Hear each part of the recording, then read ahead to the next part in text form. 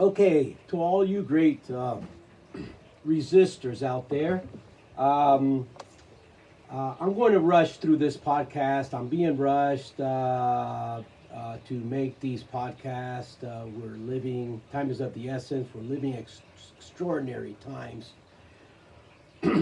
So please excuse, I'm just going to ad lib here and talk a little bit about the narrative and about resistance and about why we are resistors.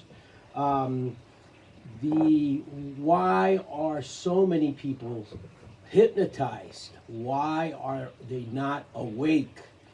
And maybe discuss some solutions. If we run out of time, we'll continue the same talk. And so here it goes. First of all, disclaimer, I am not a psychologist. I practice or a hypnotizer. But I spent some time in UCSD, University of California, San Diego, in their behavior science department. This was over 35 years ago in university.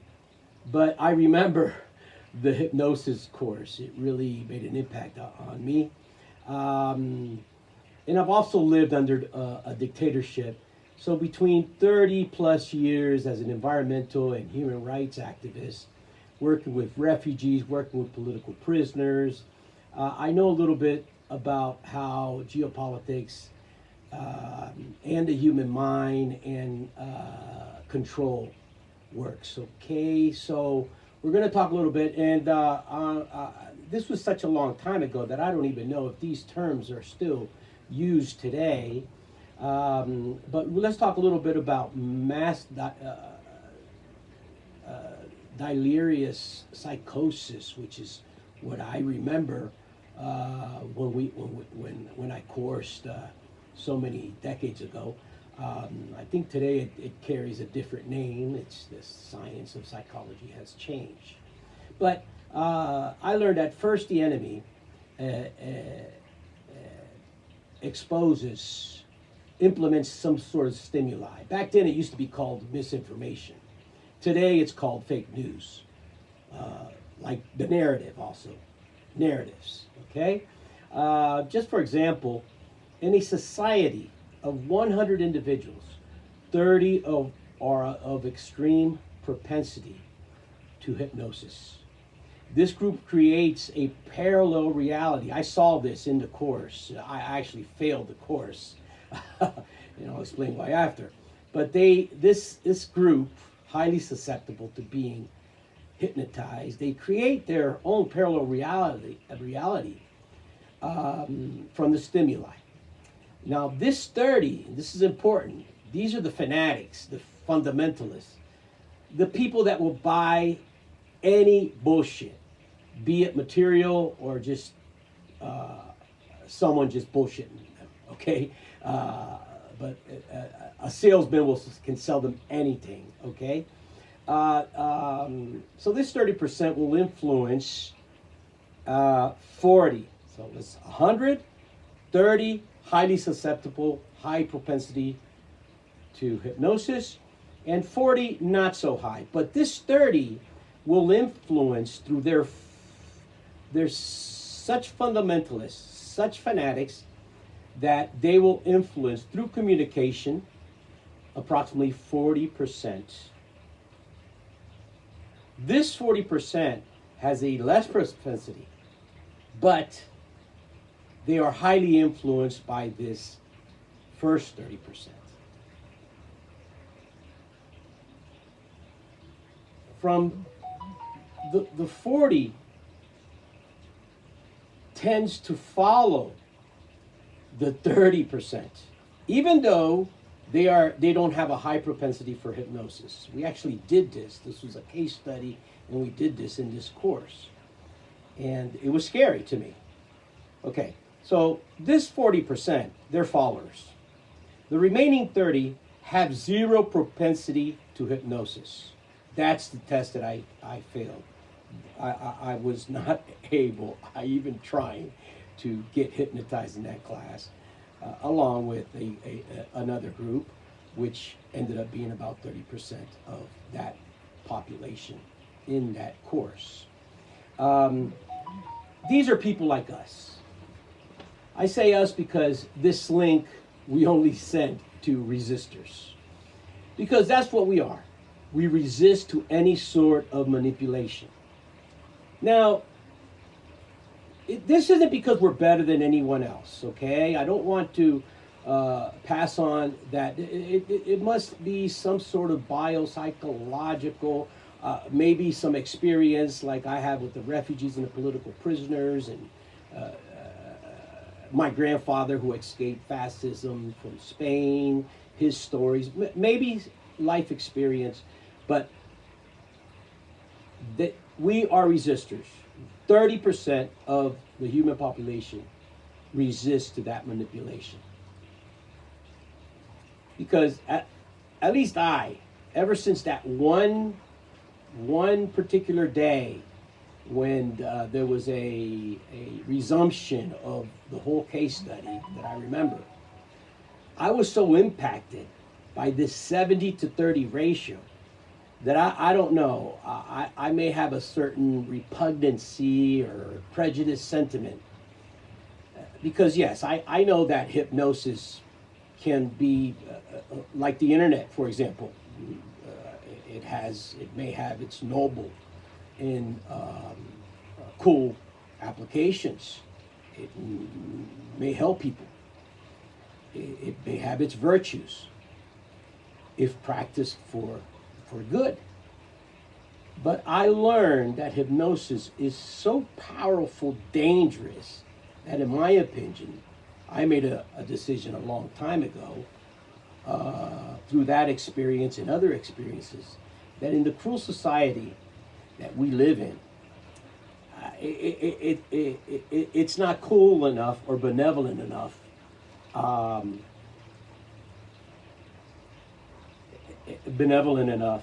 for me to be in favor of hypnosis. Because let me explain, this is a science. This is not hocus pocus, okay?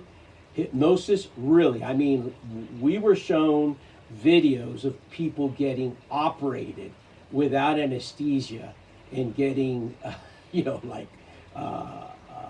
bones fixed and arms cut. This is really a science, okay? It kind of like puts me on edge. It's kind of seems like witchery or wizardry, but it really isn't. Hypnosis is a science. So much so that in UCSD, I was coursing it. And in fact, that's why we are here talking about this right now. Because as a classic example is the great country of Germany. Because it is a great country. I never criticize German. I have many German friends.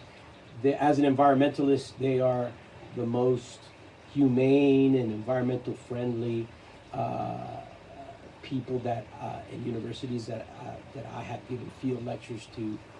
It's a wonderful country, good-hearted people, okay? And it always will be.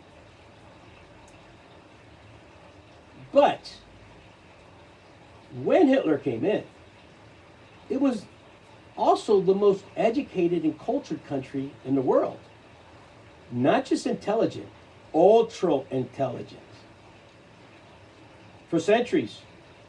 Yet, in a matter of a short period, little propaganda here, which today we call fake news today, lies, and one hate-filled lunatic, and boom, at the snap of a finger, it was like everyone swallowed a stupid pill. And it became a nation of followers, which is that 40% that I was talking about. But no, Germans really didn't turn stupid, okay? It has nothing to do with stupidity. In actuality, the following kicked ass. The Germans kicked ass. They became more intelligent. They became more productful. They were taken out of depression and went into ecstasy and enthusiasm, and they produced, and they were winning a war, and they were gaining a lot of territory. Okay, so again, in a short period of time. And this reminds me to stop right here and make a vital point before I forget. The reasons that Hitler degenerated characters, ethics, and empathy are the exact factors that's motivated most, if not all, developed Western countries. The same. There's a saying in American politics a saying that derived from political campaigns, and it's the following: "It's the economy, stupid." Okay, every time a president or someone, well, it has to do with the economy. That's what matters. The economy. That's what matters. The economy. Okay. Now this war, because we are in a war that originated and has attacked themselves. These industrialized, developed Western countries are attacking themselves. If you observe what's going on in the world, I mean, it's New Zealand, it's Australia, it's North America, including Mexico, because they have economic pact. Possibly it's because of that, or the fact that the Chinese are dealing, cutting a deal with them for a naval base. So these countries is where everything is happening, and it's most, if not all, of Europe. These are the industrialized countries that are doing this to themselves. So, among some other factors, but mainly, it's about the economy. Just like Germany. In Germany, amongst other factors, it was about the economy also. One that was so devastated that there was only one way to fix it and bring Germany up from the ashes of World War I. And it's the same thing now. I know this from Wall Street intel. I grew up in New York. I've got friends that I grew up with that, although executives, or some are even retired and very wealthy now, that wear suits, very unlike me. But they were my friends. I grew up with them. And no fault of them, they went into and they got into that business. Okay? They know that they can't lie to me, and I've been speaking to them a lot for the past years, even before the pandemic. One is even planning his escape and coming to Brazil to live in our community. And also, I lived this. And I've even connected some dots in the past since the pandemic. In 1971, the U.S. had the most corrupt presidential administration ever.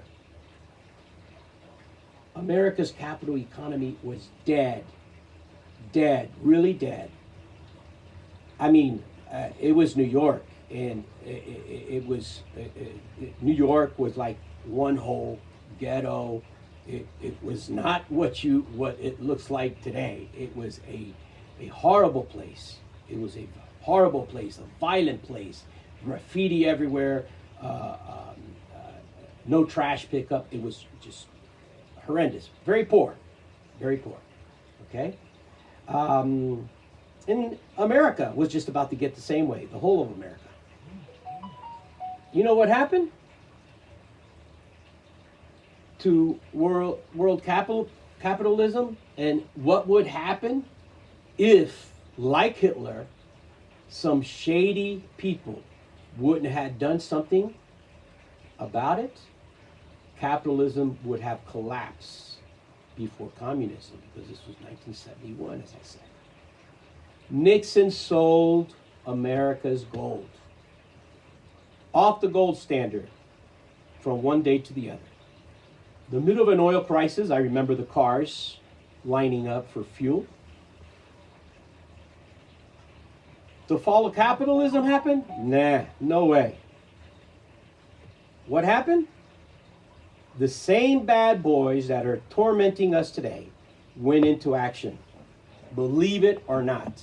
And these are the dots that I have connected. But it's history. 1971 was also the year that Klaus Schwab founded the World Economic Forum. There was serious inflation in the United States. It was really kicking in. If nothing was done, it would have turned just like German currency. You know how when, like in history, we know how Germans had to carry a wheelbarrow to buy a loaf of bread. That wasn't going to happen in America. It's very un-American, okay? American exceptionalism, which is a bunch of BS in my opinion, but it's Americans went in there, and the whole world went in there, and because something needed to be done. They were not going to carry dollars in a wheelbarrow, just like Germany. So, again, a bunch of nasty white men were ready to do a pact with the devil if they had to.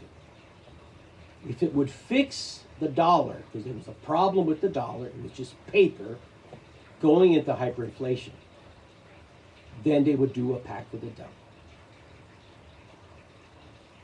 And this is what they did. Now listen, I'm into intel and facts. I'm not into all these satanic rumors. But you know what? What happened after the solution was evil genius. Henry Kissinger, a horrible man, came up with an idea. He flew straight to hell, Saudi Arabia, told the Saudis that all their new riches would soon dissipate unless they agreed to peg every drop of oil sold in the world, around the world, strictly, this is mafia cartel stuff, strictly pegged to the dollar. It was a deal that was made between the Americans and the Saudis. Victory over communism. That's what saved capitalism in 1971. The dollar is petro-backed now instead of gold. That was how the petrodollar originated. Now, I'm not even sure if Kissinger's alive or dead. As far as I'm concerned, that's another podcast because he did terrible, implemented dictatorships throughout all Latin America, and he failed. But he did some terrible things, killed a lot of young people. I know some of the survivors, and he's a terrible man. As far as I'm concerned, I hope he's dead and has gone to hell. Nixon was impeached or quit before being impeached to avoid criminal charges because he's a white collar. But what has been growing exponentially since 1971, what has been growing since 1971? The World Economic Forum. Because it was established. Because American capitalism was on the verge of brink. It was Klaus Schwab with a few banksters and other white-collar criminals. Now, amongst today, the forum, amongst his 5 million, I believe it's 5 million a year membership fees, but amongst its members is also now the Silicon Valley control freaks, all control freaks. I don't need to mention names here for time's sakes, but I'm happy to mention it. So it's been 50 years 1971. These gangsters have been plugging holes of capitalism to save their finances through criminal control measures and backroom deals. That's what they do in Davos. As the old ones got older, the new ones invented the new gold, the new tools and commodity. Before it used to be gold, then the commodity was petrodollar. But the most powerful commodity, the tools that came out of Silicon Valley by control freaks, those tools gave way to the third industrial revolution, the fourth industrial revolution, and the commodity now is big data, global data, controlled by a few. So you may ask, but how to control the rest of the population? The majority, the peasants, us. Well, same as Hitler. Dictatorship, total control. Democracy won't work like it wasn't going to work for Hitler. That's why he took over as a dictator. Like Hitler, these today use propaganda and hypnosis. Except these guys are a million times more powerful, more effective, because they have our data. They don't need an army of brown shirts or Gestapo. They have data, identity, facial recognition. Our bodies, our minds. And I don't want to say pardon my French, so I won't say anything in French. But from what me and my friends in Wall Street and some geopolitical intel that I get, they even have us not only our minds, our bodies, but they have us by the, as the Mexicans would say, the cojones. And you know what? Just like Hitler, they have us so much by the cojones that they have to do this because all of us are, with the exception of maybe off-traders, everyone involved in these countries depend on them saving the economy. Like Hitler, many will follow.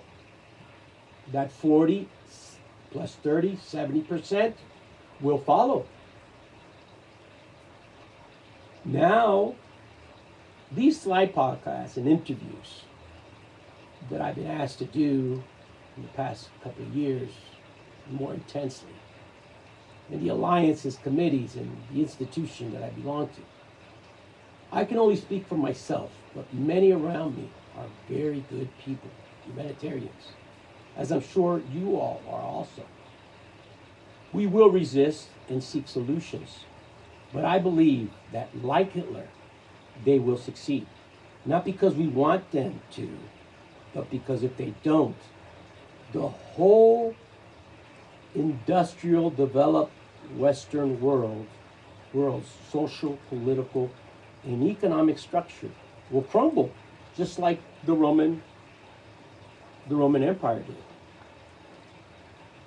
The good news is that we, the 30%, the resistors, have integrity and may come up with a third way.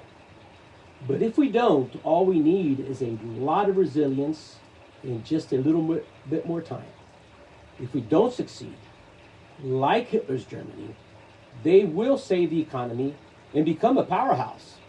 They will conquer territories and suck souls, but like Hitler, they will also fall because they are evil. We are the force of good. So in the next slide or the next podcast,